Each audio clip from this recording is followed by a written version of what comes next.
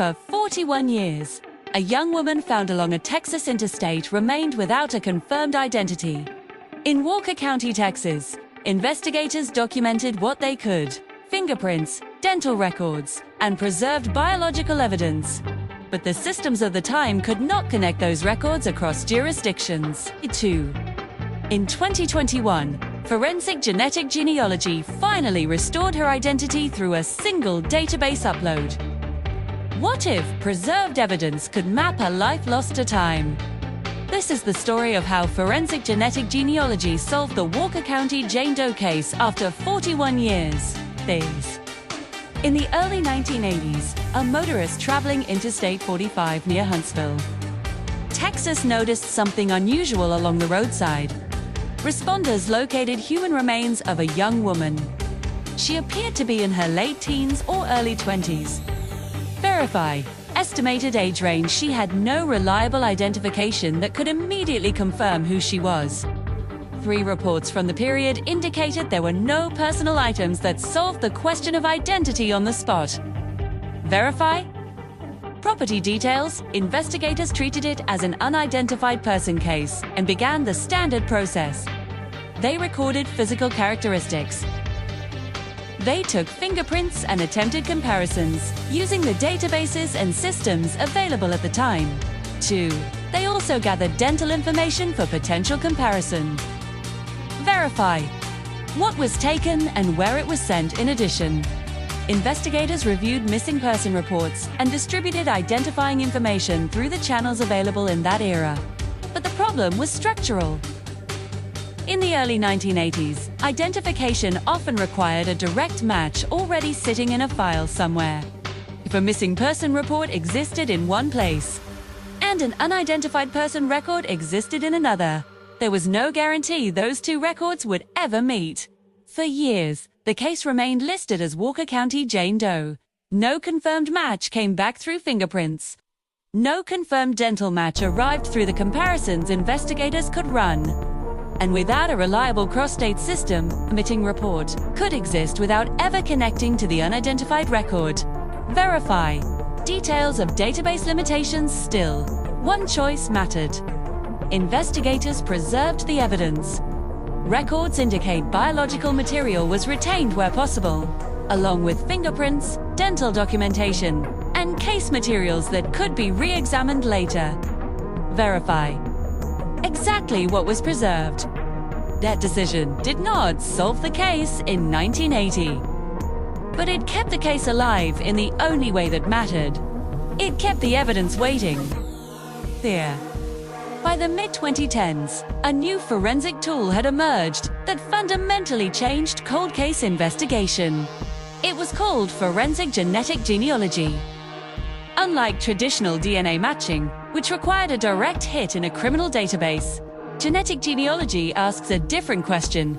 Who shares even a small percentage of DNA with this person? A simple way to think about it is this. If fingerprints are a unique barcode, then genetic genealogy is closer to a family map. Even if you don't know whose DNA you're looking at, the DNA can still point toward relatives, sometimes third cousins, sometimes even more distant, through shared segments inherited across generations. Verify. Phrasing consistent with official descriptions. These matches can appear in genealogy databases used by people researching family history, depending on the database rules and user opt-in policies. Verify. Which database was used in this case and the permissions basis, but a list of distant matches is not an identity. That's where the second half of the method begins.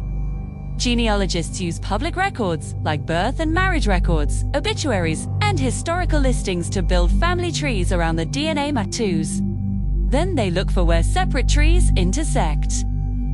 In this case, investigators and partners revisited the preserved evidence with the goal of producing a DNA profile suitable for genealogical comparison. Verify.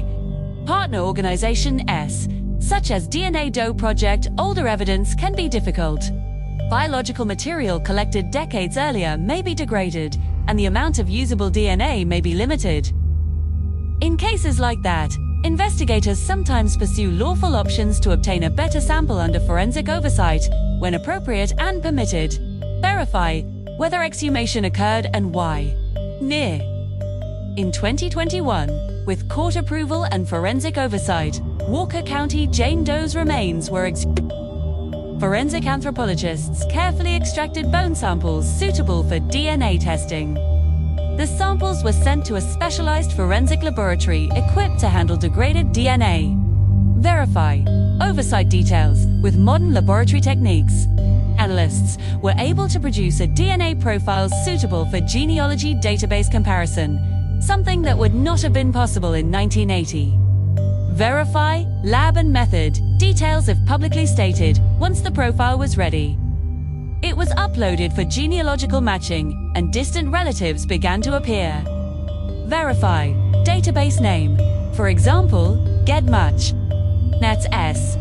When the waiting began, again this time on the other side of the evidence, the matches were real. But the name still wasn't visible yet. Volunteer genealogists from the DNA Doe project began their painstaking work of reconstruction. They identified each genetic match and traced that person's ancestry backwards through public records. They built separate family trees for each match, looking for points where the trees intersected. Verify DNA Doe project roll birth records from the 1800s. Census data from the early 1900s. Marriage licenses. Death certificates. Slowly, patterns emerged. Common ancestors appeared in multiple trees. Branches began to converge. And eventually, the genealogists identified a specific family line that fit the timeline, geography, and genetic evidence. The DNA profile from Walker County Jane Doe intersected with a family from Minnesota. Verify Minnesota link details. From there, the identification was made. Walker County Jane Doe was Sherri Ann Jarvis. Verify. Official confirmation source investigators then moved into corroboration. In genetic genealogy cases, an identification is typically supported through additional records and confirmations, sometimes dental comparisons, sometimes family reference samples, and sometimes documentation that connects the identity to the case history. Verify. What corroboration occurred here? Public reports indicate the identification was announced in Verify, month, year, for example, May 2021. Sherri Ann Jarvis was Verify, age, for example, 21 at the time she went missing or was last known to her family. Verify. Missing report details. This identification did not automatically answer every investigative question about what happened and who was responsible. Records indicate that at the time of identification, there were no announced arrests connected to the case. Verify. Investigation status and arrests, but the core injustice of being unnamed was resolved. Sherri Ann Jarvis was no longer a case label. She was a person with a family, a history, and a name that time had temporarily erased. In statements shared publicly through the identification effort, relatives expressed gratitude to investigators, genealogists, and those who helped restore her name. Verify. Family statement source. Reports also indicate her remains were returned to her family for burial in Minnesota. Verify. Return burial details. The Walker County Jane Doe case, now the Sherri Ann Jarvis case, demonstrated several critical principles about forensic investigation. First, the importance of evidence preservation. The materials collected decades earlier were of limited use at the time, but because they were preserved properly, they became meaningful when technology advanced. Second, the power of forensic genetic genealogy when traditional methods fail. Fingerprints and dental records can be essential, but they depend on the right records being available in the right places. DNA handled loftily and carefully can connect across distance and time. A tone. And finally, it shows how modern resolutions often come from collaboration. Investigators, laboratories, and specialists working together to let old evidence speak in a new way. Because in the end, evidence does not care how much time has passed, only whether someone is willing and finally able to read it. V. This is the evidence files.